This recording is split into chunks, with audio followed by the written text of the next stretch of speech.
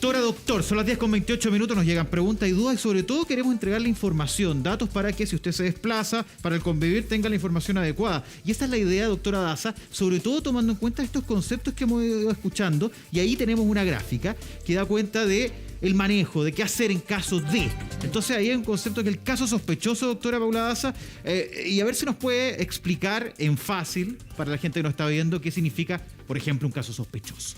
El caso sospechoso es una persona que tiene síntomas y que esta persona que tiene síntomas, tiene ya todos, cualquier de los síntomas, esa persona es un caso sospechoso, va a ir al doctor, el doctor le va a pedir una PCR, un antígeno, y mientras espera el resultado de antígeno, esa persona tiene que quedarse en su casa. Ese es un caso sospechoso, una persona con síntomas.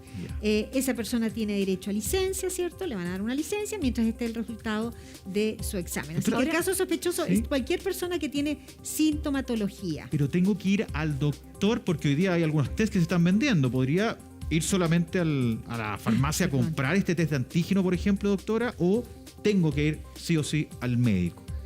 No, una persona que tiene síntomas puede hacerse una PCR en un móvil, en cualquier parte, ¿cierto?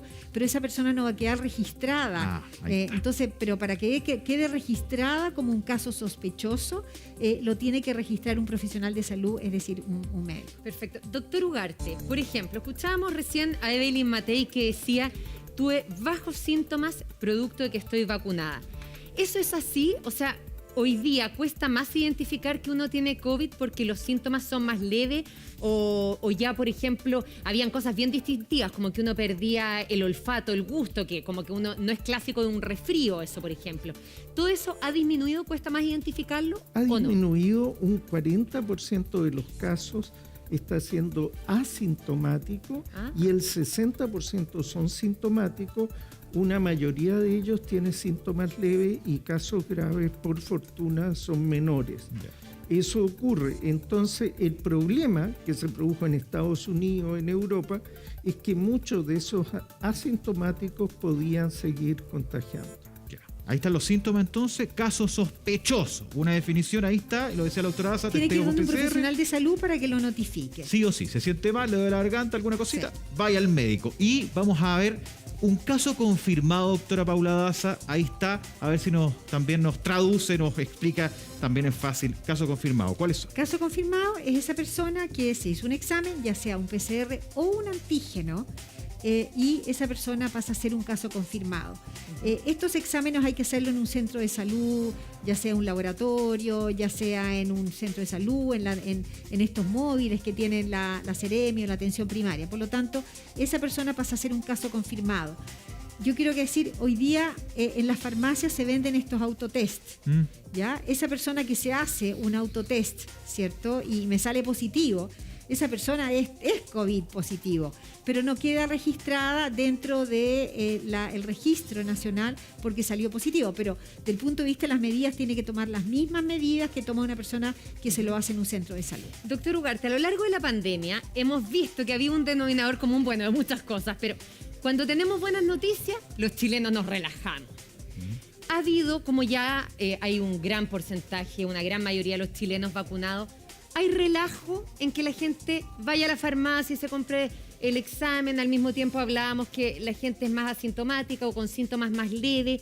¿Lo está haciendo menos? ¿Hay menos conciencia o no? ¿O eso no ha bajado? En un momento, después de la segunda ola, este año que recién termina, hubo cierto relajo y una sensación, incluso en el lenguaje de personas, hablaba en pasado, decía, cuando estábamos en pandemia. En pandemia, claro. Y luego de eso vino un aumento de casos, recordémoslo, pero en general, digamos la verdad, los chilenos son bastante más responsables que otros países. El porcentaje de uso de mascarillas sobre el 80%, bien usado en muchos casos. Los niños, es increíble, se los ponen ya sin que uno les diga, están más acostumbrados que los adultos, como que crecieron como le dicen, y le dicen a un adulto, oiga, oiga, papá, ese señor no tiene mascarilla. Yo trabajaba con una persona del Ministerio de Salud que su niñita, cuando iba a algún lugar, decía, oye mamá, esa señora anda sin mascarilla. Oiga, doctora, a mí mis hijas, mamá, la mascarilla. Sí, tiro, te olvidaste. Doctora, y ahí donde, a ver, ahí vuelvo a la gráfica ahí. Trazabilidad. A ver, teníamos el caso sospechoso, caso confirmado, entonces ahí la persona será contactada por la autoridad sanitaria. ¿Ah? Ya. Y ahí ese ya confirmado, ¿qué pasa ahora? La persona que es el caso confirmado, obviamente apenas le llegue el test, que se quede en su casa, porque esa persona está confirmada y puede contagiar.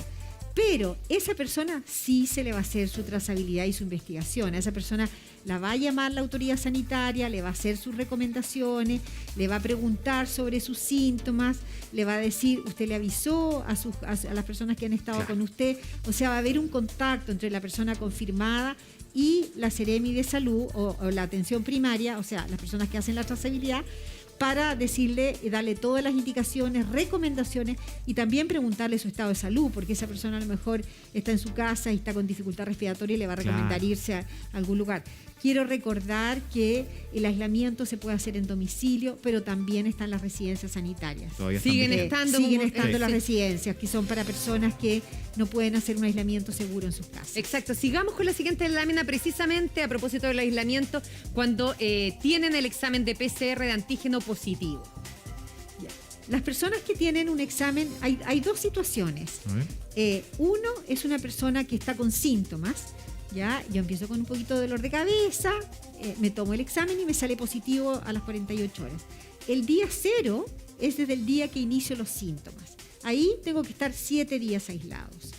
En cambio, si yo me hice una PCR, un antígeno, porque bueno, por lo que sea, porque voy a viajar o porque fui un contacto, o por alguna situación me hice una PCR y no tengo síntomas y me sale positivo, el día 0 es desde el día que yo me tomé la muestra del examen, no desde el resultado, desde la toma de muestra del examen es el día 0. Porque podría ser asintomático. Claro, una persona que no tiene síntomas y que se tomó una PCR, obviamente tiene que estar 7 días y sale positivo, por supuesto, esa persona tiene que estar 7 días aislada.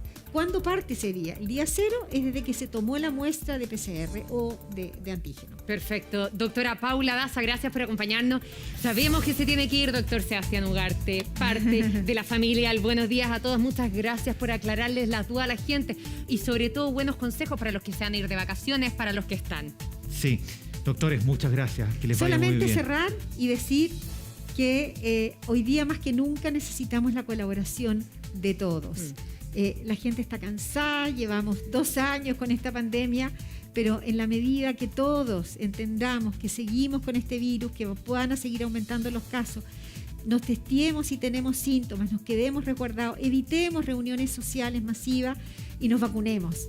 Vamos a poder salir de esta pandemia. Muchas gracias. Que la vaya muy bien, doctora Paula Daza, doctor Ugarte. Gracias. Que estén muy bien.